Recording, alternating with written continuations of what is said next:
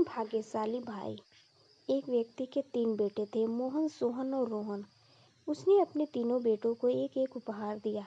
पहले को एक मुर्गा, दूसरे को एक हर, तीसरे को एक बिल्ली। यह अजीब उपहार पाकर तीनों बेटे थोड़े निराश हो गए। तब उनके पिता ने उन्हें समझाया, निराश मत हो मेरे बच्चों, तुम अपने अपने उपहार को किसी ऐसी जगह पर ले जाओ जहाँ कोई भी उन्हें न जानता हो। तब देखना, यही उपहार तुम्हारा भाग बदल देंगे। पहला भाई मोहन मुर्गे को लेकर चला जा रहा था। वहाँ जहाँ भी जाता था, मुर्गे वहाँ भी होते थे। सब लोग मुर्गे के बारे में पहले से ही जानते थे। चलते चलते आखिर वह एक ऐसी जगह पहुँच गया जहाँ एक भी मुर्गा नहीं था। यह एक छोटा सा गांव था। इस गांव के लोग काफ़ी अमीर थे। बस उन्हें एक ही परेशानी थी, इन लोगों को नींद बहुत आती थी।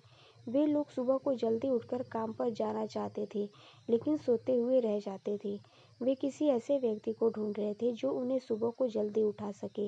मोहन जब उस गांव में पहुंचा तो रात हो गई थी। वह एक पेड़ के नीचे सो गया। सुबह को एक मीठे से गीत से पूरा गांव गूंज उठा। सभी लोग यह आवाज़ सुनकर झट से उठ गए। वे घरों से बाहर निकलकर देखने लगे कि उन्हें कौन जगाने वाला है। पता है यह किसकी आवाज़ थी? यह और कुछ नहीं, मोहन के मुर्गे की बांग थी। गांव के लोग इतने खुश हुए कि उन्होंने कहा कि वे उस मुर्गे को रखना चाहते हैं, और उसके बदले में उन्होंने मोहन को ढेर सारा सोना दिया। मोहन खुशी खुशी घर लौट आया। दूसरा भाई मोहन अपना हल लेकर निकला था। चलते चलते वह एक गांव में पहुंचा जहां चारों ओर हरियाली थी। बढ़िया फसल खेतों में उगी हुई थी। इस गांव के लोगों ने बहुत मेहनत से ये फसल उगाई थी, क्योंकि ये सब उन्होंने अपने हाथों से किया था।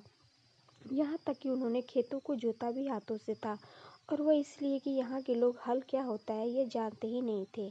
सोहन ने उन्हें बताया कि हल से ज़मीन कितनी आसानी से और जल्दी से जोती जा सकती है। गांव के लोग बहुत खुश हुए और उन्होंने हल के बदले में सोहन को ढेर सारा सोना दिया। तीसरा भाई रोहन एक जगह पहुंचा जहाँ एक भी बिल्ली नहीं थी। उस गांव में चूहे ही चूहे थे और इसलिए प्लेग की बीमारी फैली हुई थी। बिल्ली ने तुरंत अपना काम शुरू कर दिया। धीरे धीरे चूहे कम होने लगे। गांव के लोगों ने खुश होकर बिल्ली के बदले में रोहन को ढेर सारा सोना दिया। तीनों भाई खुशी खुशी अपने घर लौट आए और अपने अपने पैसों से काम शुरू किया। उनके पिता की बात बिल्कुल सही निकली थी। इन उपहारों ने उनकी जिंदगी को ही बदल दिया था।